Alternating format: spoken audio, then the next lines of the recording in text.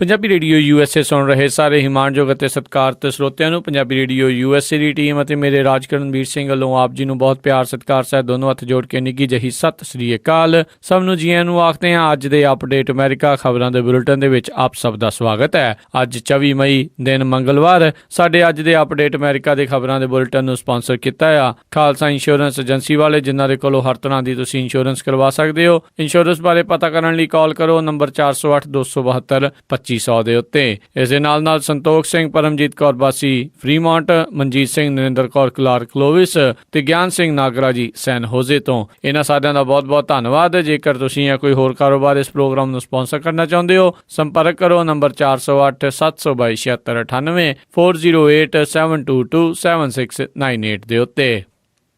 ਤੇ ਹੁਣ ਖਬਰਾਂ ਦੀ ਸ਼ੁਰੂਆਤ ਕਰਦੇ ਹਾਂ। ਸਭ ਤੋਂ ਪਹਿਲਾਂ ਬਰਨੀ ਸੈਂਡਰਸ ਤੇ ਹੈਲਰੀ ਕਲਿੰਟਨ ਦੇ ਦਰਮਿਆਨ ਸ਼ਬਦੀ ਜੰਗ ਲਗਾਤਾਰ ਜਾਰੀ ਆ। ਬਰਨੀ ਸੈਂਡਰਸ ਜੋ ਕਿ ਇਸ ਟਾਈਮ ਕੈਲੀਫੋਰਨੀਆ ਦੇ ਵਿੱਚ ਆਏ ਹੋਏ ਨੇ, ਉਹਨਾਂ ਨੇ ਉੱਥੇ ਅੱਜ ਗੱਲਬਾਤ ਕਰਦੇ ਹੋਏ ਆਖਿਆ, ਰੈਲੀ ਨੂੰ ਸੰਬੋਧਨ ਕਰਦੇ ਹੋਏ ਆਖਿਆ ਵੀ ਉਹ ਹੈਲਰੀ ਕਲਿੰਟਨ ਤੋਂ ਕਾਫੀ ਨਿਰਾਸ਼ ਨੇ, ਵੀ ਉਹਨਾਂ ਨੇ ਡਿਬੇਟ ਕਰਨ ਤੋਂ ਮਨਾ ਕਰ ਦਿੱਤਾ ਆ ਕੈਲੀਫੋਰਨੀਆ ਦੇ ਵਿੱਚ। ਉਹਨਾਂ ਨੇ ਆਪਣੀ ਪੁਰਾਣੀ ਗੱਲਬਾਤ ਦਾ ਹਵਾਲਾ ਦਿੰਦੇ ਹੋਏ ਆਖਿਆ ਵੀ ਬਰਨੀ ਸੈਂਡਰਸ ਦਾ ਕੈਂਪੇਨ ਤੇ ਹੈਲਰੀ ਕਲਿੰਟਨ ਦੇ ਕੈਂਪੇਨ ਆ, ਉਹਨਾਂ ਦੋਨਾਂ ਨੇ ਸਮਝੌਤਾ ਕੀਤਾ ਸੀਗਾ ਵੀ ਉਹਨਾਂ ਦੋਨਾਂ ਦੇ ਦਰਮਿਆਨ ਕੁਝ ਡਿਬੇਟਸ ਹੋਣਗੇ, ਜਿਨ੍ਹਾਂ ਦੇ ਵਿੱਚ ਇੱਕ ਡਿਬੇਟ ਕੈਲੀਫੋਰਨੀਆ ਦੇ ਵਿੱਚ ਹੋਵੇਗਾ। ਤੇ ਹੁਣ ਹੈਲਰੀ ਕਲਿੰਟਨ ਇਸ ਡਿਬੇਟ ਕਰਨ ਤੋਂ ਮੁੱਕਰ ਗਈ ਆ। ਇਸ ਕਰਕੇ ਉਹਨਾਂ ਦਾ ਕਹਿਣਾ ਸੀ ਵੀ ਹੈਲਰੀ ਕਲਿੰਟਨ ਕੈਲੀਫੋਰਨੀਆ ਦੇ ਵੋਟਰਸ ਨੂੰ ਮਜ਼ਾਕ ਸਮਝ ਰਹੀ ਆ। ਵੇਖਣ ਦੇ ਵਿੱਚ ਆ ਰਿਹਾ ਹੈ ਵੀ ਕੈਲੀਫੋਰਨੀਆ ਦੇ ਵਿੱਚ ਬਰਨੀ ਸੈਂਡਰਸ ਦਾ ਜ਼ੋਰ ਲਗਾਤਾਰ ਵੱਧ ਰਿਹਾ ਆ। ਉਧਰ ਹੈਲਰੀ ਕਲਿੰਟਨ ਦੇ ਉੱਤੇ ਰਿਪਬਲਿਕਨ ਪਾਰਟੀ ਦੇ ਸੰਭਾਵੀ ਉਮੀਦਵਾਰ ਡੋਨਲਡ ਟਰੰਪ ਨੇ ਵੀ ਵੱਖ-ਵੱਖ ਤਰੀਕੇ ਦੇ ਨਾਲ ਵਾਰ ਕੀਤਾ। ਉਧਰ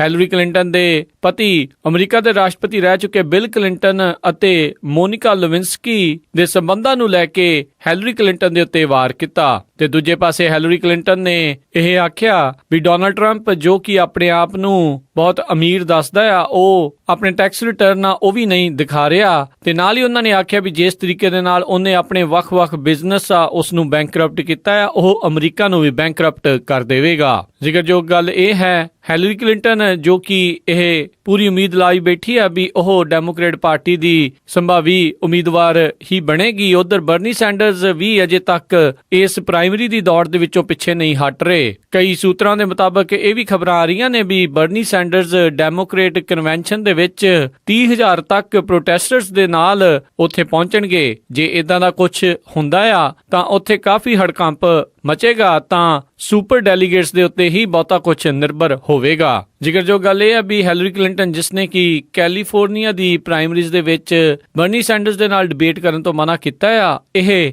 ਅਮਰੀਕਾ ਦੀ ਸਭ ਤੋਂ ਵੱਡੀ ਪ੍ਰਾਇਮਰੀ ਆ ਡੈਮੋਕ੍ਰੇਟ ਪਾਰਟੀ ਦੇ ਲਈ। ਇਸੇ ਦੇ ਉੱਤੇ ਚੁਟਕੀ ਲੈਂਦੇ ਹੋਏ ਬਰਨੀ ਸੈਂਡਰਸ ਨੇ ਵੀ ਆਖਿਆ ਵੀ ਉਹਨਾਂ ਨੂੰ ਕਿਸੇ ਵੀ ਤਰੀਕੇ ਦੀ ਹੈਰਾਨੀ ਨਹੀਂ ਹੋਈ ਜਦ ਹੈਲਰੀ ਕਲਿੰਟਨ ਆ ਉਹਨਾਂ ਨੇ ਕੈਲੀਫੋਰਨੀਆ ਦੇ ਵਿੱਚ ਡਿਬੇਟ ਕਰਨ ਤੋਂ ਪੈਰ ਪਿੱਛੇ ਕਰ ਲਏ ਨੇ।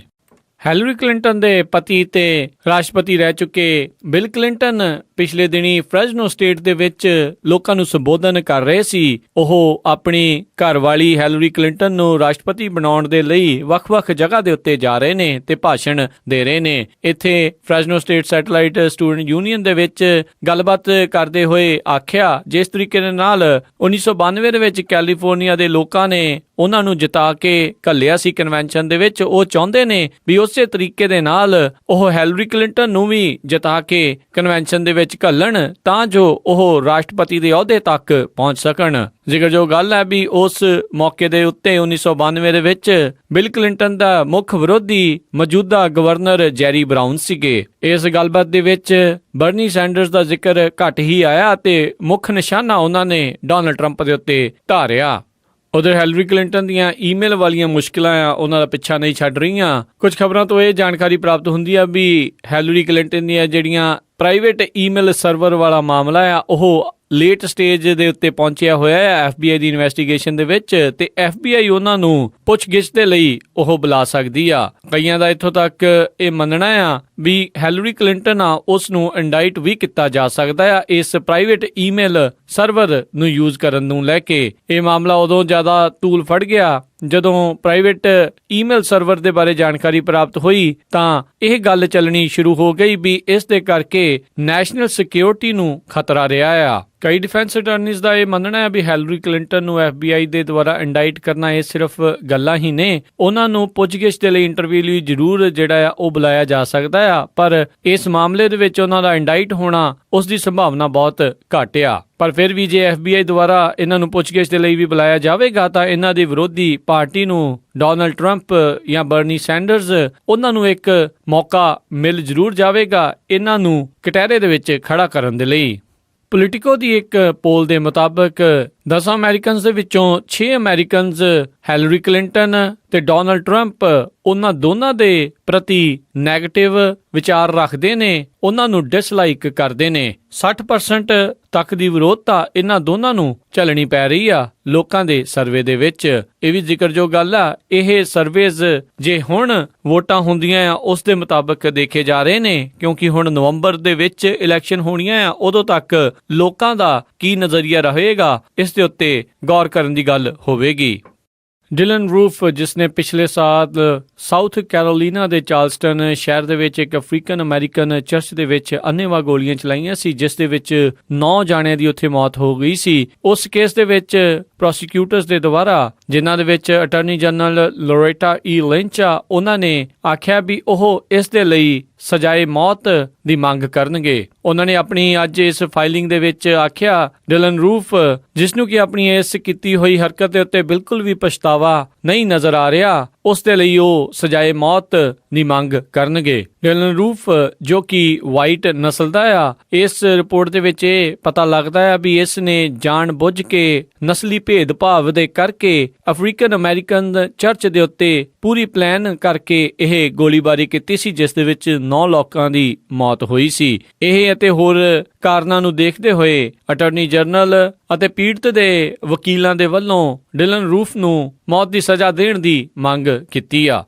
ਉਧਰ ਡੋਨਾਲਡ ਟਰੰਪ ਅਤੇ RNC Republican national convention establishment ਦੇ ਨਾਲ ਮਿਲ ਕੇ ਪਹਿਲਾ ਫੰਡ ਰੇਜ਼ਰ ਐਲਬਰਕਵਰਕੀ, ਨਿਊ ਮੈਕਸੀਕੋ ਦੇ ਵਿੱਚ ਕਰਨਗੇ। ਜਦ ਤੋਂ ਡੋਨਾਲਡ ਟਰੰਪ ਰਿਪਬਲਿਕਨ ਪਾਰਟੀ ਦੀ ਪ੍ਰਾਇਮਰੀਜ਼ ਦੇ ਵਿੱਚ ਉਤਰੇ ਨੇ, ਉਦੋਂ ਤੋਂ ਇਹਨਾਂ ਦੇ ਰਿਸ਼ਤੇ RNC ਦੇ ਨਾਲ ਬਹੁਤੇ ਚੰਗੇ ਨਹੀਂ ਰਹੇ, ਪਰ ਹੁਣ ਕਿਉਂਕਿ ਹੋਰ ਕੋਈ ਉਮੀਦਵਾਰ ਨਹੀਂ ਬਚਿਆ, RNC ਅਤੇ ਡੋਨਾਲਡ ਟਰੰਪ ਮਿਲ ਕੇ ਰਿਪਬਲਿਕਨ ਪਾਰਟੀ ਦੇ ਪ੍ਰੈਜ਼ੀਡੈਂਟ ਬਣਾਉਣ ਦੇ ਲਈ ਕੰਮ ਕਰ ਰਹੇ ਨੇ। ਇਸੇ ਦੇ ਤਹਿਤ ਡੋਨਾਲਡ ਟਰੰਪ ਉਹਨਾਂ ਨੇ ਆਖਿਆ ਵੀ ਆਉਣ ਵਾਲੇ ਨਵੰਬਰ ਤੱਕ ਉਹ $1 ਬਿਲੀਅਨ ਫੰਡ ਰੇਜ਼ਿੰਗ ਕਰਨਗੇ। ਉਹਨਾਂ ਨੇ ਆਖਿਆ ਵੀ ਆਉਣ ਵਾਲੇ 5 ਮਹੀਨਿਆਂ ਦੇ ਵਿੱਚ ਹਰ ਮਹੀਨੇ $250 ਮਿਲੀਅਨ ਉਹ ਫੰਡ ਰੇਜ਼ ਕਰਨ ਦੀ ਟੀਚਾ ਲੈ ਕੇ ਤੁਰੇ ਨੇ। ਜ਼ਿਕਰਯੋਗ ਗੱਲ ਇਹ ਆ, ਡੋਨਾਲਡ ਟਰੰਪ ਜੋ ਕਿ ਪਹਿਲਾਂ ਤੋਂ ਹੀ ਵੱਡੇ ਡੋਨਰਸ ਜੋ ਕਿ ਬਹੁਤ ਜ਼ਿਆਦਾ ਪੈਸੇ ਦਿੰਦੇ ਨੇ, ਡੋਨੇਸ਼ਨਸ ਦਿੰਦੇ ਨੇ ਇਸ ਪੋਲਿਟਿਕਸ ਦੇ ਵਿੱਚ, ਉਸ ਦੇ ਖਿਲਾਫ ਬੋਲਦੇ ਰਹੇ ਨੇ, ਪਰ ਅਚਾਨਕ ਹੁਣ RNC ਦੇ ਨਾਲ ਮਿਲ ਕੇ ਉਹਨਾਂ ਦੇ ਕੈਂਪੇਨ ਨੇ ਇਹ ਵੱਡੇ ਡੋਨਰਸ ਨੂੰ ਮਿਲ ਕੇ ਡੋਨੇਸ਼ਨਸ ਲੈਣ ਦੇ ਲਈ ਅਤੇ ਜ਼ਿਆਦਾ